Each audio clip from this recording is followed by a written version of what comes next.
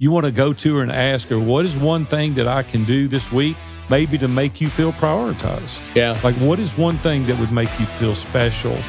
And tell her you're not up to anything. You have pure motives. You're just wanting to reconnect in that conversation.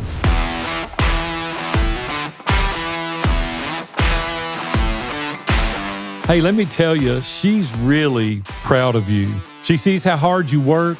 She doesn't doubt your love for a moment, but honestly, she misses the man she married. She misses laughing together. She misses your presence at dinner. And when she sees your tired eyes or your late night emails, honestly, it really hurts her that she lets on more about this than you realize. Let me just be honest with you guys. Your wife may miss the man she married. Well, let's also be honest. Most wives of a small business owner are the MVPs because they have to carry the burden of the household responsibilities in most instances. They're more emotionally connected to the kids. They've got to hear us commiserate about the highs, and then participate in the highs and the lows of our business. And, they have to do all of this and at the same time, support us many times. And that's kind of the more traditional stereotypical would be the husband is out slaying the dragons and the wife is at home. But in many cases, the wife is also working, but tends to pick up a huge amount of slack. So when they see us on that Zoom call or they see us checking our email or our Slack channel on when we're supposed to be paying attention to the kids' game, that matters. Or when, we're sharing the same bed, but emotionally we're detached because our mind is just going through checking off the list. So today we're going to try to talk about that she misses you and try to put ourselves in her shoes, not to make you feel shame, but to help you understand that there is this battle that's often happening behind the scenes with our wives who are trying to stay connected to us when, that is a challenge. Seth, I tried to get Robin to come on and host this, and she said, no, I don't want any part of that. She probably would have ripped us up pretty good, but this will help you. If you'll pause here, go back and listen to last week's episode on you working too much. It'll make more sense. This is kind of a sequel that we're doing, and we're trying to present this from her perspective and what she feels but doesn't say. Now, honestly, some of you are newly married and your wife is not going to be as outward spoken as some of the wives would be that a little more seasoned. Seth, you're over 30 years. I'm over 45 years. They're going to be more vocal today. They don't, you don't even have to ask them anymore, right? They just jump in. They're going to tell you exactly what she feels. But sometimes she feels a certain way, but she doesn't want to say.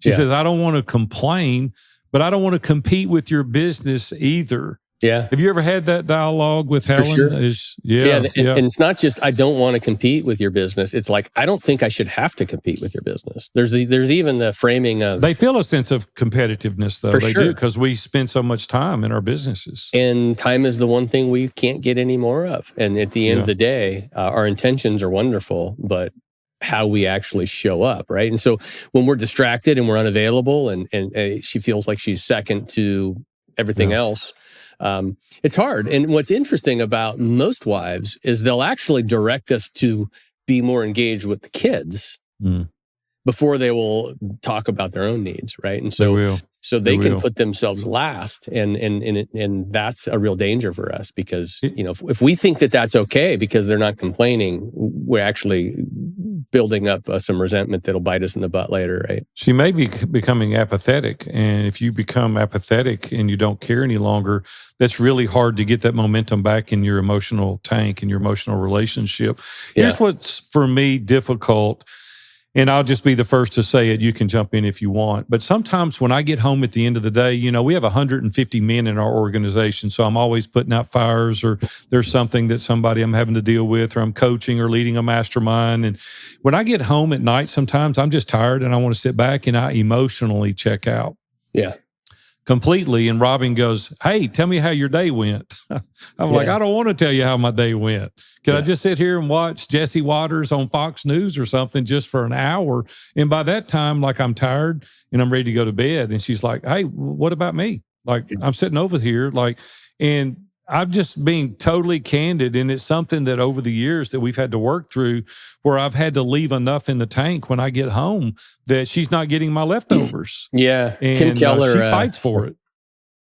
Sorry.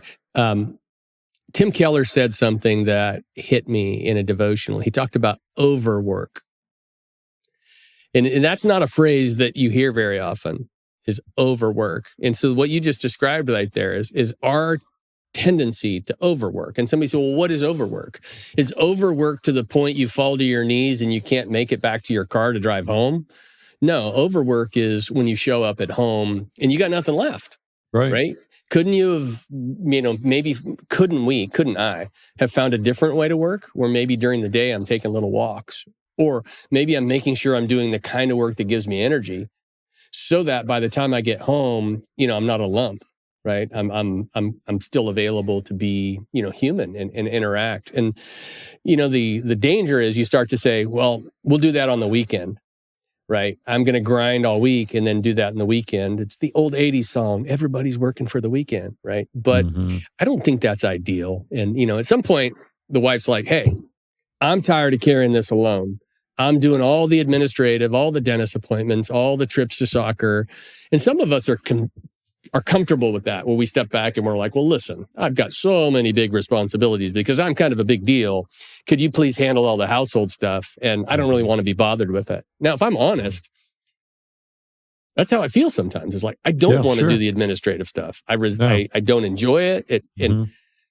But it's a courtesy, and it's an empathy, and it's a human thing to engage at that level with her. I don't know. What do you think? What's really helped with Robin and I overcome this and get to a good spot, and I feel like today we're in a good spot. Hopefully it won't take 45 years for you guys to get in a good spot, but it's just having open dialogue without defending your position.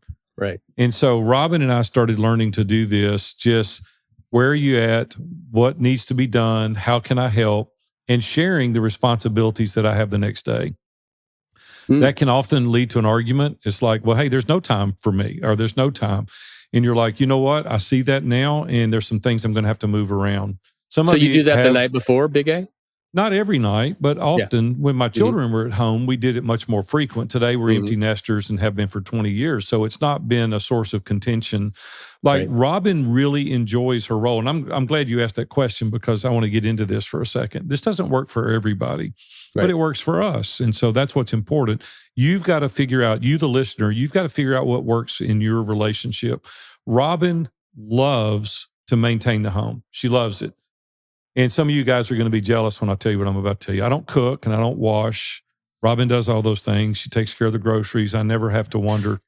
I don't know if I've ever been to the grocery more than 6 times in our marriage, because she wants to do that. That's her role. She's not worked outside of the home our entire marriage. And so a lot of those responsibilities she owns and she wants to do, right? I'm a kept man, to be honest with you, Seth, just to be honest. My wife takes care of me. It's incredible. The place that I failed was some of the responsibilities with the children. Like, she was good with doing her role at the home, but when it came to the children, there was things that I messed up on early. Like, I missed some things early in their lives. Fortunately, she brought that to my attention when one day she showed up. She said, I feel like a single mom. Like, thank you for all these things that you're doing. Thank you for our nice home and all those things. But honestly, there's some things that I want you to really get involved in more with the children. And I was able to do that. But my point in all this is just the communication, I think, is paramount. Where we get in trouble, and I coach guys all over the world, where I see guys get into trouble, is they want to defend their position. And you can't defend your position. You just got to share openly. Here's the other thing that goes hand in hand with this, and then I'll be quiet for a moment, is that you've got to do things with the right motive for the right reason. I tell a little story that Robin went on a trip with her girlfriend. She came back. I'd cleaned up the house. I'd washed the clothes, cleaned the dishes. The house looked like a museum. And she didn't notice. And so I was sitting on the couch, and she goes, what's wrong with you? And I said, nothing. She goes, no, I know you. What's wrong with you? And I said, well, I did. And I listed off all the things that I did. She said, well, I have a question. And I said, okay. I was expecting her then to say, you did a good job. What was your motive? So what do you mean, what was my motive? She goes, did you do that so you would be recognized, or did you do that because I needed the help? And I said, Robin, to be honest with you, I wanted you to say, good job. She goes, if you would do things here to help me because I needed the help, I would recognize it a lot earlier. And so it really helped reframe things. Now I do things for Robin and have for the past 20 years without even telling her. And she notices twice as fast because she knows my motive is pure. So what we've got to do is have the right motive when we're doing these things for our spouse.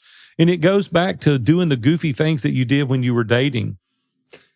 We need to never quit dating. We need to do those things for our spouse ongoing. It's what got them won over to you, and we need to not stop doing those things. So let me make sure I'm hearing this. So when I clean the house, when she's gone for a couple of days and she comes back and the house is immaculate and there's a candle burning and there's soft romantic music in the background. I think you have a different motive. That's a dead giveaway that there's a problem. That's a dead giveaway. Yeah, that's a dead giveaway. We know what your motive is there. Insight. And that's probably not going to go well for you either, just saying. Right. But, if here's the bottom line is we need to be sensitive to both roles. Yeah. They need to be sensitive to our role. We need to be sensitive to their role. They have a lot.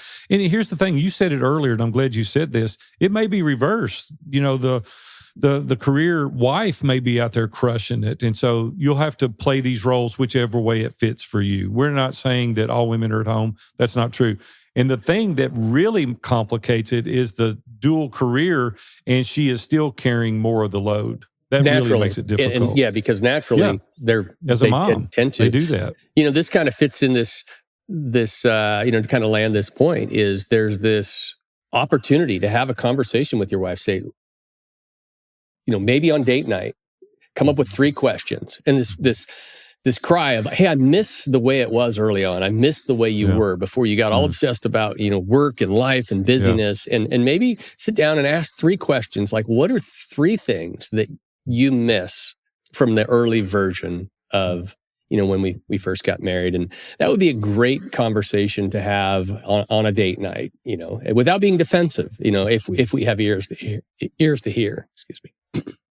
Seth, I want to say something that goes back, and I keep reiterating this, and I know from past experiences personally, as well as the people I've coached over time, we miss the daily decisions that we make every single day now that creates this havoc for us in the future. And some of the things that I want to mention is keeping up with the Joneses is very difficult, and it's a real thing, though, for people in regards to the automobile that they drive, the house that they buy.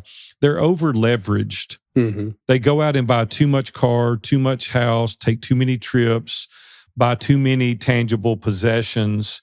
And now they do have the golden handcuffs. They have to work twice as hard. So there is no margin. Yeah. And so it forces the communication to go by the wayside because all we can concentrate on is making enough money to pay for the things that we've leveraged. Yeah. And so really do the Dave Ramsey. People don't like to hear that, but it is true. Buy the things that you can afford. Now, I'm not anti-mortgage. That's not what I'm talking about. But you can buy something and mortgage it to a place that's comfortable where there is still margin. And I just told my granddaughter, she got married a year ago, and I told her, I said, Abby, listen, I want to encourage you to do something early. And she really adheres to advice. She's done it all through her teenage years, through her college years. I said, take 20% of what you make, put it aside, put it up, act like it doesn't exist. And she's accumulating like none other. I mean, she's now 23 years old, and she's doing that. And they have margin. And even after just a year marriage, they're in a really good position because they're living on less than they make. And I want to encourage those that are listening today to really evaluate what you're doing and think about those aspirations in the future. Is it something really that you can do, that you can afford, that will still allow margin? And if it is, continue on. If it's not, reorient your focus, think about your aspirations, your goals, temper those back a little bit so that you can continue to have margin as you go forward. Big A, I agree with everything you just said. But when you're saying that, that feels to me like somebody who's got a decent salary, if they'll just use their money wisely and make good choices. Like that to me is kind of a no-brainer. I'd like to think that I could do that. But the reality is, I've been in situations where I could have paid off everything multiple times and have, but then I go right back into businesses that I got to, maybe the issue is not that I bought a Mercedes when I should have bought a Chevrolet. It's that I hired 10 people when I should have hired 2. But it's the same pressure. It's the, oh my gosh, I got to make this happen. And everything at home, sacrifices. So, we need to kind of pull this back to track. We do, but I don't want to leave this without this not being said. The thing is what gets us in most trouble is we want it too fast. We're not willing for delayed gratification. Yes. And so you can grow that business, but you could have grown it with 2 people, then 4 people, then 10 people, not 0 to 10 people. Now you've got all this level of stress because you wanted the outcome sooner. Right.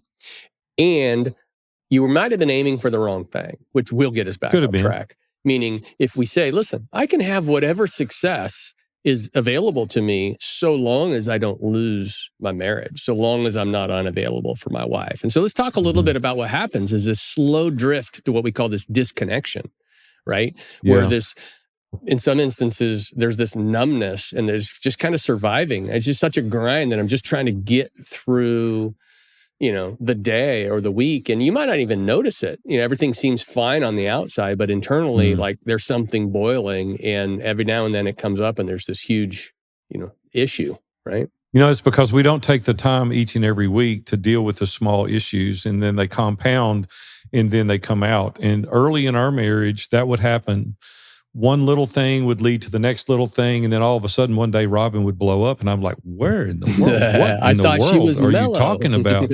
And she's like, then she does a recount. Well, you did this. It's like instead of weekly, the date night. That's why it's important. Somebody asked me if I did a date night now. I said, yeah, every night. We haven't had kids for 20 years, and so every night feels like a date night, But I would just say that you need to ask the question proactively. And you're like, Big A, are you serious? I did what's called a spouse survey, and we'll put that in the show notes, and you can download that for free. And you can take the spouse survey. One of our clients uses it quarterly on a date night to where he sees if they're in alignment. Oftentimes we find out we don't even want the same things. Yeah. We don't even know what's important to the other person. We don't even know how we can help. We don't know the little things that we're doing.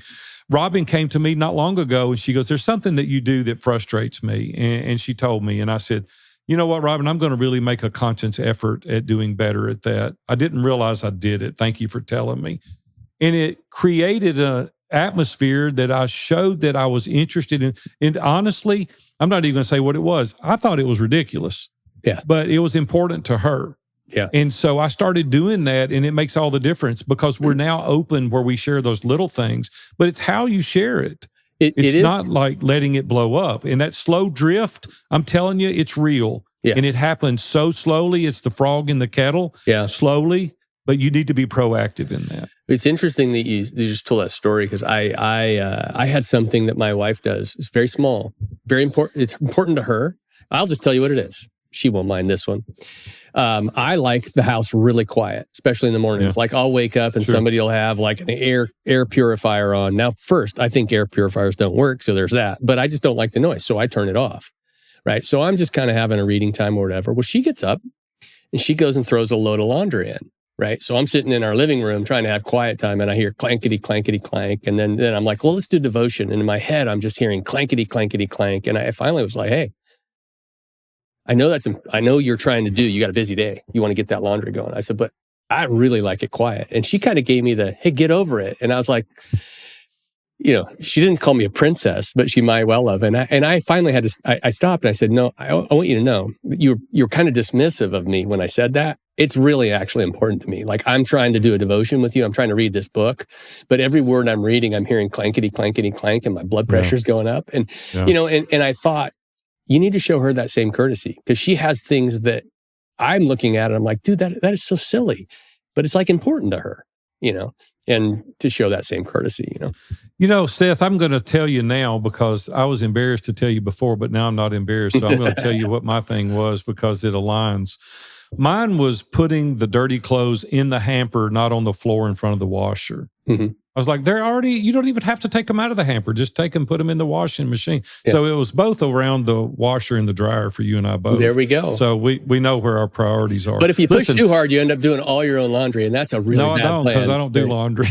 But anyway, I told her I'd hire somebody. She said, no, you're not. But anyway, listen, let's talk about a couple of things before we end. Is one of them is really important to all of us, especially guys, is intimacy.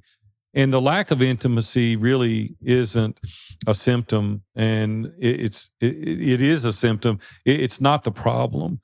And even for me, and I'm going to keep this PG, but we know how guys are built. We know how ladies are built. You can't just say, hey, I want to be intimate with you. Like, it starts in the morning, starts early, through the devotions, through helping, through talking, through conversation. That's where intimacy starts. And so I just want to encourage you that it's not just about the sex. That's not what I'm saying. It's about, they want to feel seen. They want to feel important. They want to know that you're a person that's interested in them and that they're being heard, that they matter, and you work up to the relationship physically, intimately, right? And so that's a really hard thing for guys to understand and to get. And not to go too deep down this path, but I promise you it will look much different if you'll spend time, you'll talk about their feelings, you will hear them, you'll be empathetic, right? And just make it a point that it's not just about the actual act, but it's about them as a person. And it's difficult sometimes. Yeah, it takes a real investment, and it takes a shift of time commitment, right? It's not, it's easy to start in the morning and just get off to running, right? Get your quiet time, get your workout in, get your calls made, drink your coffee, go, and, try to reconnect at the end of the day.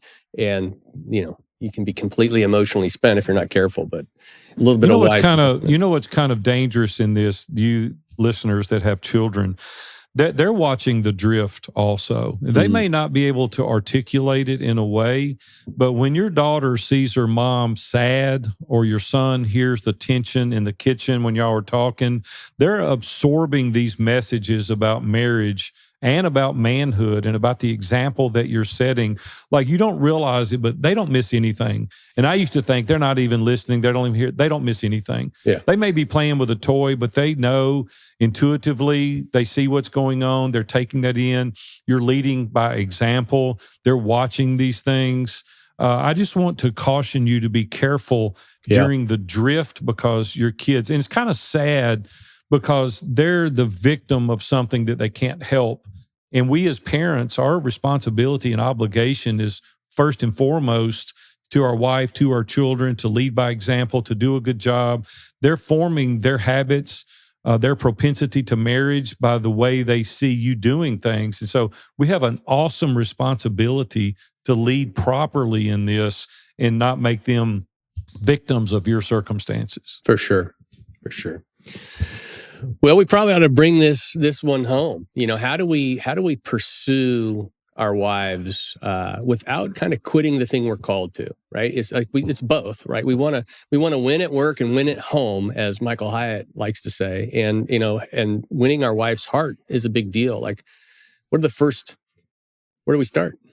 Yeah, I think first of all, it's just with intentional conversation. Like I said earlier, that could probably be a home run for you that are looking for something to do intentionally. Just go in, turn the TV off, look at your wife, and she's going to go, oh, well, you want to do that? And I said, no, I don't want to do anything. I want to sit here and talk to you. And you're like, what? Like, I want to have a conversation with you. I want to know where you're at, where I'm dropping the ball. And I'll tell you, I've done this periodically with Robin, and it pays huge dividends to just say, hey, be honest with me, be candid with me. I want to serve you well. I know I'm a knucklehead oftentimes, but I really do want to do the right thing. That's my intentions. And I know I get off track, but just help me, right? Don't ask unless you want to know. And don't sit there and defend your position, but just really reconnect and have an intentional conversation. And I would suggest that you do it proactively. Don't wait for her to bring it up. You want to go to her and ask her, what is one thing that I can do this week, maybe to make you feel prioritized? Yeah. Like, what is one thing that would make you feel special? And tell her you're not up to anything. You have pure motives. You're just wanting to reconnect in that conversation. That'll get you way down the road. Yeah, the next thing that is kind of the evidence of that is, be present. Not just available, but be present. I would say get our digital consumption dealt with. Put your phone down, put it maybe in the bathroom. That phone's a problem, isn't it? It's a and if it's problem not for the most phone, people. I go straight to the TV. Well, maybe I should watch something. Both of those are just me passively consuming information. And of course, when we can get that out of our presence, because it does physically require being out of our presence, I think. Then I literally find myself, well, what now? Am I supposed to just talk to you? Of course. Yes. What a novel idea. About what? About whatever, and sometimes it's a little clunky as you make that transition, particularly if you just grind and you get home. I have a very short commute, and a couple days a week I work from home.